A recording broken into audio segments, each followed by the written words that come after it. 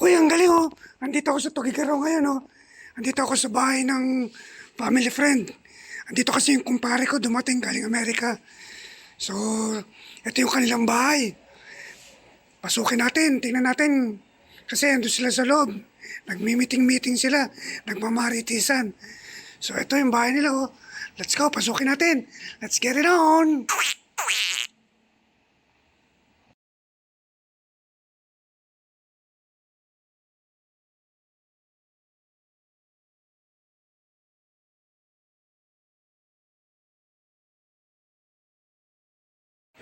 So ito yung loob ng bahay nila. So andito sila sa kusina. Yan, si paring Philip tsaka yung misis niya, kumari ko. Tapos yung nanay niya, si Nanay Ligaya. Yun.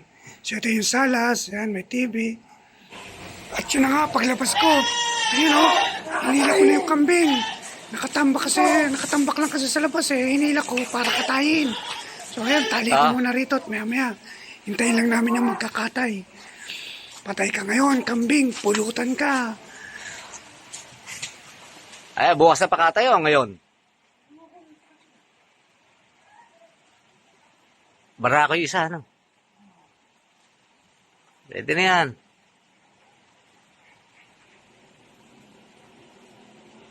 Papaitan lang. Ay, laki. Ganito pala magkatay ng kambing. Pinapainom muna ng suka. Tapos pagkapainom ng suka, mahihilo na siya hanggang sa mamatay. So ganun pala, ayan o. O, napainom na. Hilo na siya o. Nakatingin sa kanya yung isang pang babaeng kambing nakakatayin. Ayun o, sabi niya, kinakabahan ako ah. Mapupulutan na ako ah. Ayun o. Ayun na, patay na. Maya katay na. Abangan natin si Mano kung paano niya katayin yung yung kambing. Let's go!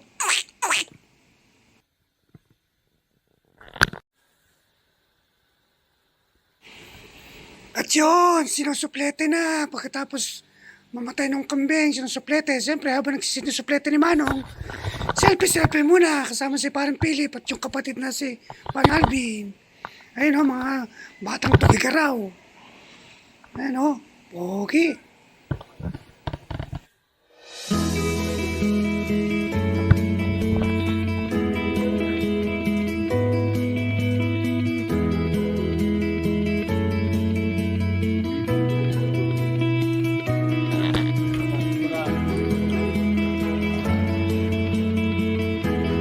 At yun na nga, kinakarne na ni Kuya.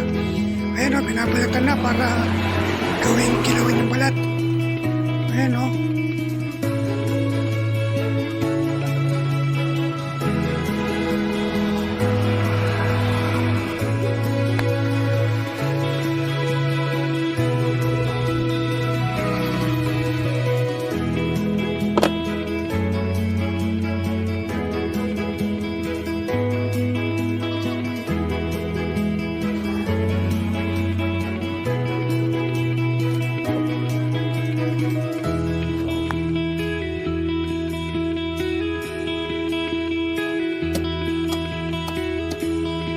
Magkatay ng babae.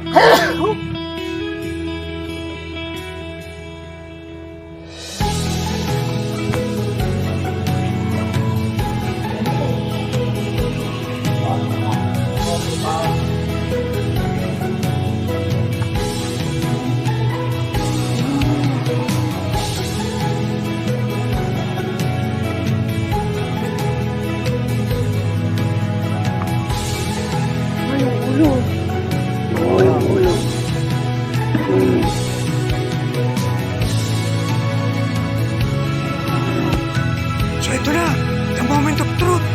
Pulutan na yung kambing. It's time to reveal kung ano lasa. Siyempre, may pulutan, may alak. So inuman na. Ang gagawin natin, let's get it on!